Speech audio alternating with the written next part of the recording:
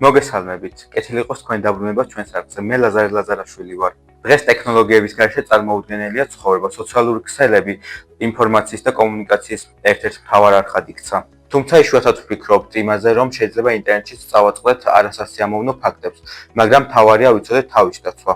დღევანდელი ჩვენი სტუმარია ასოციაცია HERA-21-ის თანასწორგანმანათლებელი, რომელიც ისაუბრებს კიბერუსაფრთხოებაზე. მოგესალმებით. ისევე როგორც მოზარდ ახალგაზრდების უმეტესობა, მეც ხშირად ვიყენებ სოციალურ ქსელებს, ვდებ ფოტოებს, ვწერ მეგობრებს. მაინტერესებს 100%-ით დაცულია ჩემი მონაცემები? მართლა ძალიან კარგი იქნებოდა ეს რეალობა რომ ყოფილიყო. არა, 100%-ით დაცული ინტერნეტში არ ავიღოთ. ის ინფორმაციაც კი რაც საგულდაგულო დამალული გონია, შეიძლება არ იყოს ისეთი იდუმალი, როგორიც ჩვენ გონია.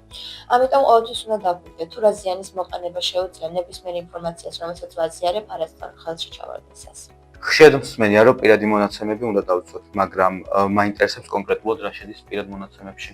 პირადი მონაცემი არის ნებისმიერი რამ, რითიც პირის ამოცნობა შესაძლებელი, მაგალითად სახელი, გვარი, ასაკი, ტელეფონის ნომერი.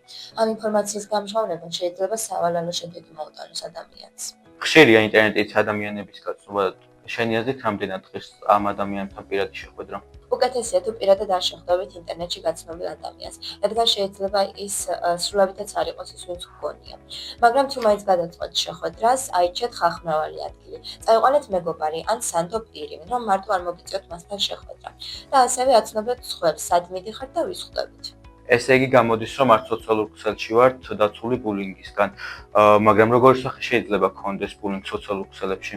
ნებისმიერი ელექტრონული საშუალებით ბულინგს კიბერბულინგი ეწოდება. ხშირად უმჯობესია წაშალოთ, დაბლოკოთ, სრულად დაიგნოროთ ბულინგის შემცველი შეტყობინებები. მაგრამ ამან თუ არ იმუშავა, მაშინ დახმარებისთვის შეგიძლიათ მშობელს, სკოლის მრჩეველს ან სანდო პირს მივართოთ.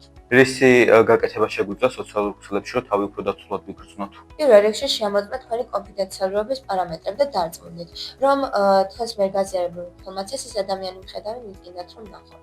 გადაიყვანოთ თქვენი პროფილი პირადზე, არ დატოვოთ ინფორმაცია საჯარო, არ გაუზიაროთ თქვენი პირადი ინფორმაცია და პაროლები სხვას. ასე დაიცავთ თქვენს უსაფრთხოებას. მართლაც რომ საინტერესო დიალოგი გამოვიდა, იმედი მაქვს ჩვენი ინფორმაცია დაგეხმარებათ სოციალურ ქსელებში, რომ უფრო დაცულად იგრძნოთ თავი. დამატებითი ინფორმაციისთვის შეგიძლიათ ეწვიოთ ჩვენს Facebook, Instagram ან TikTok გვერდებს, ან დაუკავშირდეთ ასოციაცია HERA-21-ის ცხელხას.